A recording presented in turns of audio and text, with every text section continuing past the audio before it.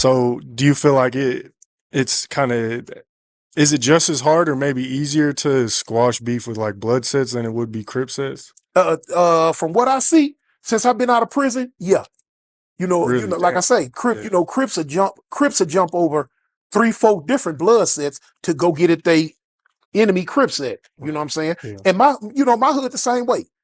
You know what I'm saying? My hood the same way. We get along with the Pueblos and we will ignore the villains, but let us see a faux tray. We'll knock his head clean off his body if we catch him the right way. Yeah. So it is what it is. Right. Okay. What do you think is like the root cause to the lack of infrastructure nowadays compared to, 30, 40 years ago? There's no structure no more.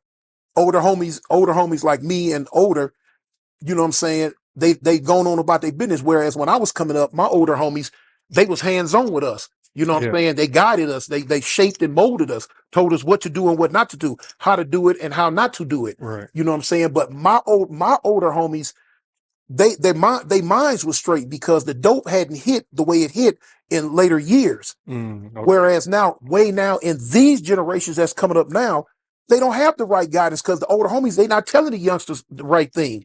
Right. Them youngsters out there really like young wolves raising themselves. They learning on their own by trial and error. And they don't trust the older homies because the older homies trying to use them, Right. trying to work them, trying to, beat them and cheat them out of something. So they don't want nothing to do with the older homies anymore. They just don't trust them. Right. So now it's just like, kill or be killed, Right. each your own. Okay. As an OG, how do you kind of lead people in the right or positive direction? You know what I'm saying? Within. Well, I'm gonna tell you like I tell a lot of people on my podcast. Like I say, I'm a Crip. Yeah. I'm not gonna deny that. Right. Okay. That's a choice I made for my life. But now, as far as youngsters that's coming up nowadays, I don't advocate them to join a gang. I don't advocate them to become a part of it. You know what I'm saying? Right. Because it's no longer what it used to be. But if they so choose to make that choice and do that, Right. you know what I'm saying? The only thing I can tell them, man, be real with it. Be real with it.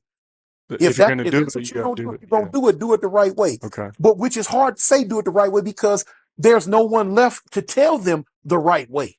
Right. Okay. Like I say, that the guidance is no longer there. But young homies from my side, when they call me, because I'm from South Central LA, but I live in Alabama now. Right. Okay. So but I'm back and forth a lot. But my young homies, when they get at me and they ask me something, I give it to them in a row. That I've always been that way. Even when before I went to the pen this last trip, I didn't have my young homeboys go do nothing that I wasn't willing to go do with them or before them. So, they respected me for that because they know I wasn't sending them on no mission to go crash out, but I wasn't willing to go with them. You know what I'm saying? Right. We doing drive-bys. I'm driving or I'm shooting in the car with them. You know what I'm saying?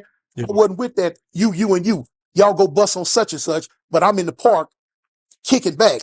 You know what I'm saying? While they throwing rocks at the prison. No, if I'm gonna tell them to go throw rocks at the prison, I'm gonna go throw rocks at the prison right with them. And they respected me for that.